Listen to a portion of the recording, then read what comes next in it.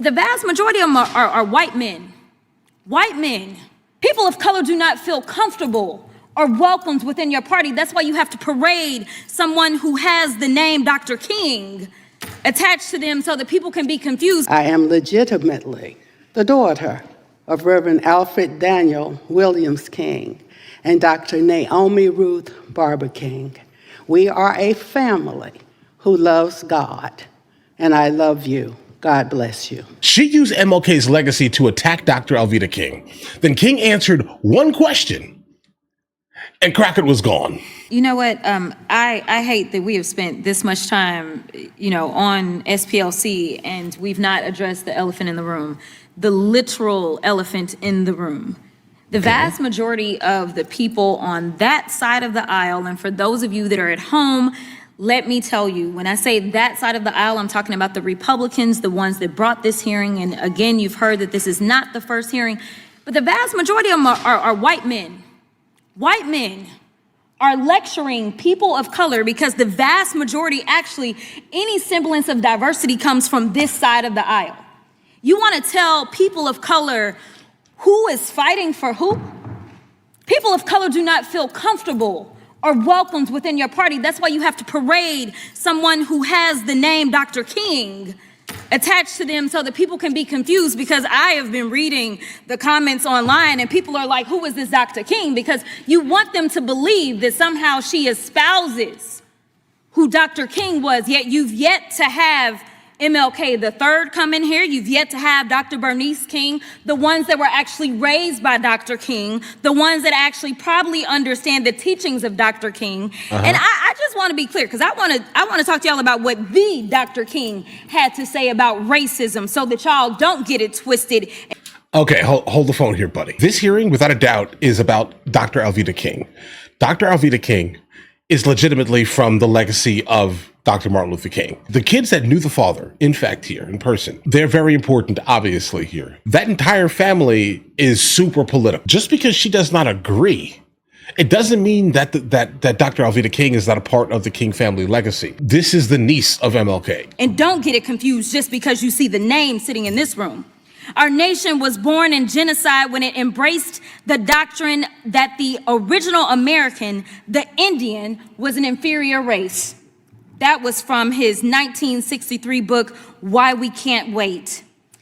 He also said, in the final analysis, racism is evil because its ultimate logic is genocide. If one says that I am not good enough to live next door to him, or to have a good, decent job, or to go to school with him merely because of my race, he is saying consciously or unconsciously that I do not deserve to exist. This was from his 1967 speech, The Other America. So just to be clear, y'all don't seem like y'all even understand what a hate organization is. So I went to Google to help you out. A hate group is an organized group whose beliefs, practices, and primary purpose are centered on advocating malice, hostility, or violence towards people based on their immutable characteristics such as race, religion, ethnicity, gender, sexual orientation, or disability. So I know some of y'all are, caping for Charlie Kirk, because I done heard y'all talk about his organization over and over and over. So I'm not finna play with anybody who's gonna play with my time. So I'm going directly to Miss McCord. Professor, let me put some respect on your name.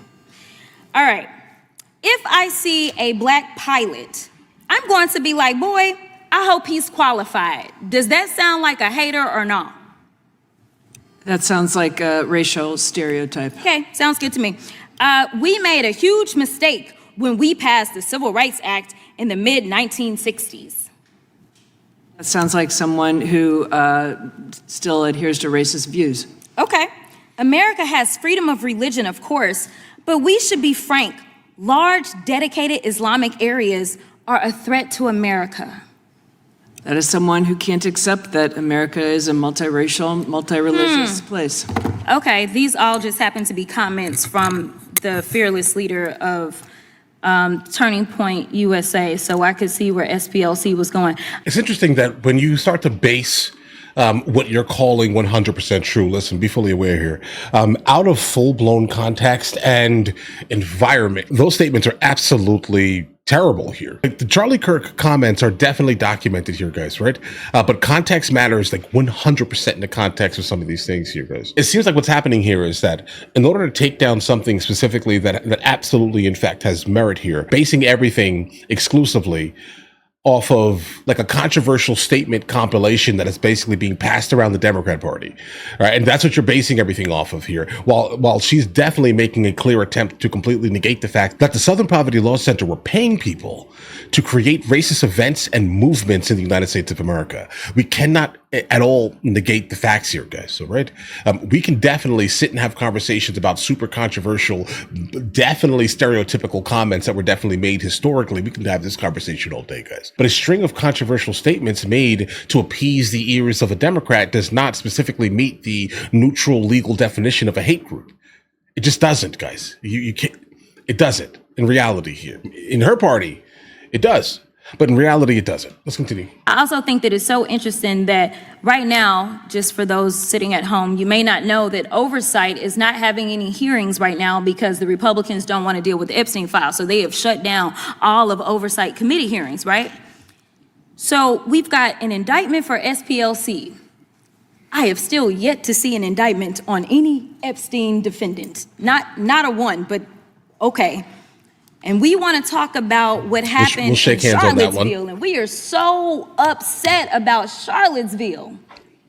All of a sudden, I would be interested to know which one of you had something to say about Charlottesville when it happened, because I don't think that y'all were saying those same things. In fact, your fearless leader at the time said that there were pretty fine people on both sides. You were okay with the tiki torches. You were okay with it. But I digress. That right there kind of removed any type of credibility that she, in fact, has or had. Not saying that she had any. Let's just be honest here. She's just an emotional mouthpiece, specifically of the Democrat Party. That's basically kind of where I put her. I think that she's going to be someone who always is going to respond in a manner that represents the emotionality, let's say non-logic whatsoever here in the United States of America here. What she just said here, very fine people on both sides. Did Donald Trump say that? Yes, but did you see the whole speech?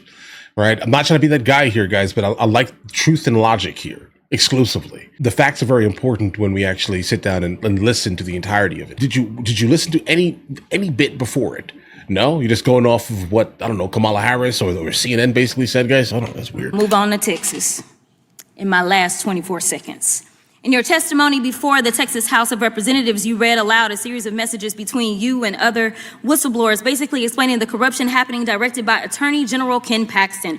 On page 82, lines 5 through 11, you list all the corruption that Ken Paxton directed you and others to carry out, to quote, demanding that we investigate facially bogus charges, refusing to take our advice that there is no prosecutable offense, demanding that we hire outside counsel, and authorizing an improper fishing expedition. Is that correct? The time of the gentleman has expired. The gentleman can respond if you want. My testimony from that proceeding stands for itself. Yeah.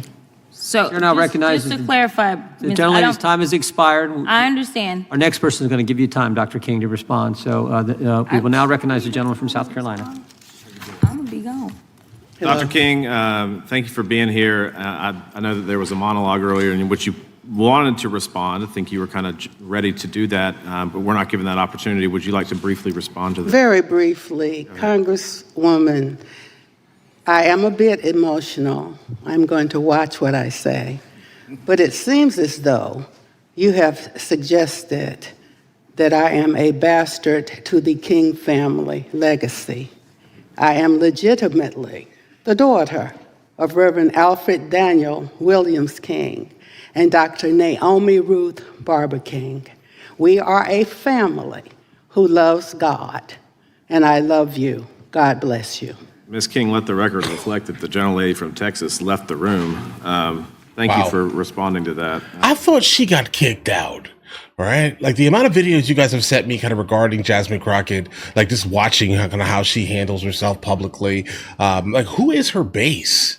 Right? Like who are the people who put her into any type of power, bro? Like, do they like the way she handles herself? Like, do they like the way she speaks in these hearings, guys? I don't know. Just a thought. Like, who are these people voting for her? And the fact that she basically thinks that she can pick and choose the people that are part of Dr. King's legacy is wild to me. All right. Like, so what is it? There's something about this person you in fact hate and detest. And because they may not specifically follow your absolutely outrageous mentality here. Okay. If you don't like them, that's weird. And apparently the only people that have the ability to kind of move within like conservative circles are white men. I think that's the default. That's basically what she just said here. That's it, right? And if you don't specifically agree with her definition, let's say this year, of a hate group, then you're most likely, again, on the other side of the fence here, and you're a reprehensible, bad, terrible person here. So while listening to the scholarly definition that she read here of a hate group, it's interesting. She mentioned gender. If you listen to them talk for some reason, it's never really like a guy, like a man, if that makes any sense. Like coming from the Democrat Party, it's never like a man's man ever talking, right? It's always like I don't know, like a Gavin Newsom or like a Pete Buttigieg, right? It's always like a Tim Wall. It's always like those type of guys that are talking and thinking that they have the ability to talk for men that kind of exude within, I don't know, high T levels, for example. I don't know. I can't explain it, guys. Whenever we're listening to the Democrat Party, it's always coming from like one specific, like super hyper emotional, no logic type of point of view. It always is coming from that same exact point of view. And so the reason why I'm pointing this out right now is if we're talking about a hate group, men are hated by these people. All right? Listen to them speak. It's always men, bad, right? And then you have like the Gavin Newsoms that are like, hey, you know what? Hold on. All men are terrible, right? All men are bad. We need to go ahead and, I don't know, do all these California things. I can't explain it. I'm not from California. Like, it's always the same type of argument coming from the same type of people, bro. Right? You're pointing out diversity, but you're not really, there's no diversity there, right? You all think the same. If that makes any sense here, right? Like there may be differences in terms of like skin hues and genders. No. There may be differences in like skin hues and who you decide to basically marry or sleep into bed with, right? Basically all things I don't care about, right? But I get it. There's no variation or difference at all under any circumstance of thought here.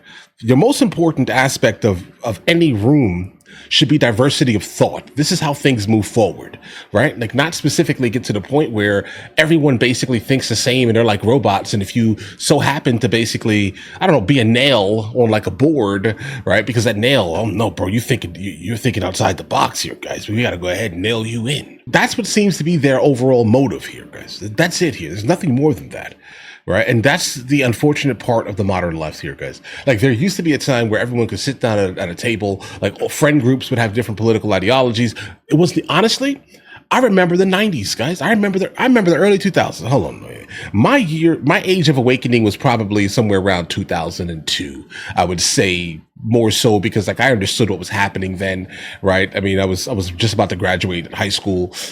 This is basically what was happening here. So I could kind of pay attention to kind of what's happening around me, at least. I remember people used to, bro, no one cared about who you voted for. Like no one cared that much about your ideology. Not really. Like there were some absolute weirdos out there, sure. Right. But no one cared about what you were doing with your body. It wasn't in like full blown promotion. No one cared, guys. Right. Everyone lived a life and they ignored it. Right. That's it here. Like your life is your life. Why would I seriously care about imposing my overall thoughts and theories on your life? That's your life. But now where are we? We're in a time where it's not just the left here. The left is worse. I'm gonna go ahead and say this right now. The left is much worse with diversity of thought here. Okay, like I've at least seen people on the right have conversations with people that are like diametrically opposed. Like they have diametrically opposing ideologies, and they're having conversations and not getting up and running out of the room here, guys. It seems like the left is in fact the ones getting up and running out of the room here, guys. All right, it's a problem. All right. But listen, guys, you guys have an absolutely amazing day. If you guys are new here, please like and subscribe. But in the meantime, guys, I'll go ahead and catch you guys later.